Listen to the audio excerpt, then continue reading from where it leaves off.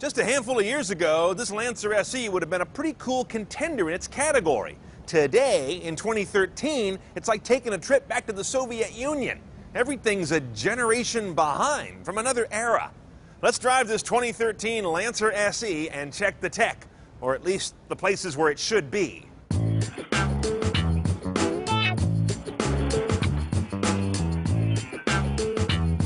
Let's face it, Mitsubishi's not long for the U.S. market if they don't fix some things and fix them fast.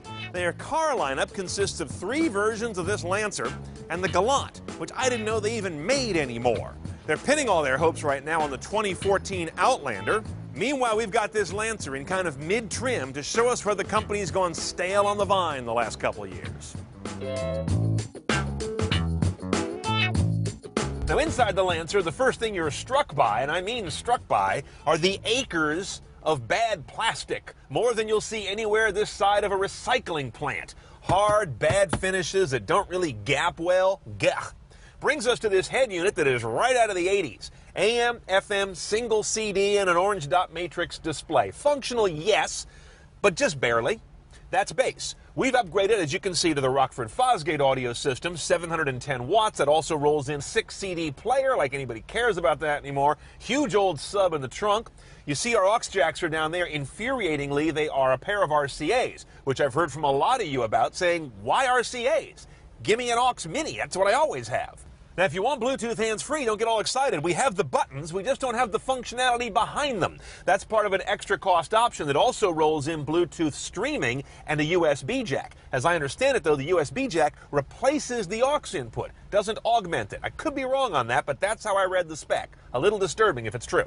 Now, navigation's optional, which would bring you the LCD on this dashboard. That would also roll in some different media choice of a 40-gigabyte hard drive for media, which you're never going to use. So it's basically a $2,400 navigation system. I'm not big on that.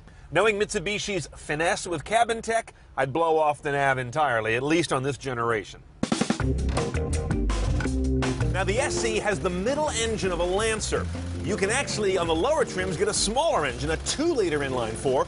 We have the 2.4-liter inline-4. There's a hotter one above this for the Evo, of course. We'll deal with that in another video. 168 horsepower, 167 foot-pounds of torque out of this engine, sitting very conventionally crossways here in the front. Car weighs about 3120, gets up to 60 miles per hour in just a tick under 8 seconds, while delivering 2229 mpg. 1 gearbox on the SE.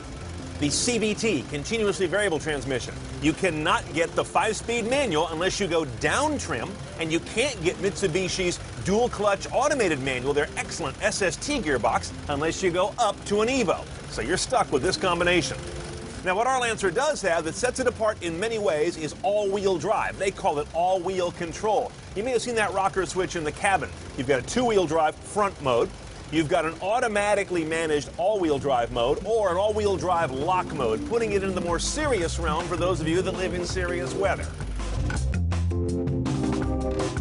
Now, I've never worked on a farm, but I'm pretty darn sure I could write some Steinbeck caliber prose about driving a tractor at this point, because I've spent time in the Lancer. This SE has a coarse harshness about it that's coming in from both road vibration as well as from this engine that makes some horrible noises. It's not a pleasant experience. The CVT transmission takes what might be a nice motor. There might be some good power and response in there, I believe there is, and really mutes the hell out of it. Now, the all-wheel drive, as I mentioned, is a bonus on this vehicle. It's one of its strong selling points.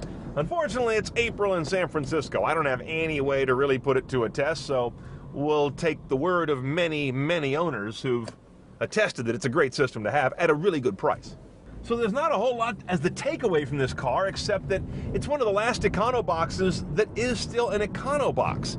Most inexpensive compact cars have kind of gone up market these days and left the econo role to the really small cars, the little subcompacts and little urban A-class and B-class cars. So this is an odd role that Mitsu is kind of hanging on to here, and one that they know they have to evacuate fairly soon. Okay, here's how I'd price out a Lancer SE, if you must. $21,090 gets the car delivered in SE trim. Remember, CVT only at that level. Then another $1,550 gets you the premium package. Good choice here. Rockford Fosgate audio, 6 CD, satellite radio, power glass roof. It's a good value. Then you also want the Fuse hands-free kit. For just $400, you get hands-free calling, thank you, Bluetooth streaming, USB adapter. What I wouldn't do is spend the nearly $2,400 on the navigation plus 40 gig hard drive thing. Their tech isn't good enough to warrant what is one of the higher prices for that system. Bottom line, you buy a Lancer because you really value that all-wheel control technology. That is definitely a point in its favor. And Mitsu's got a reputation of building cars that are tough as the day is long. But this guy's on its way out, as is this era of Mitsubishi lameness. So you really need to wait.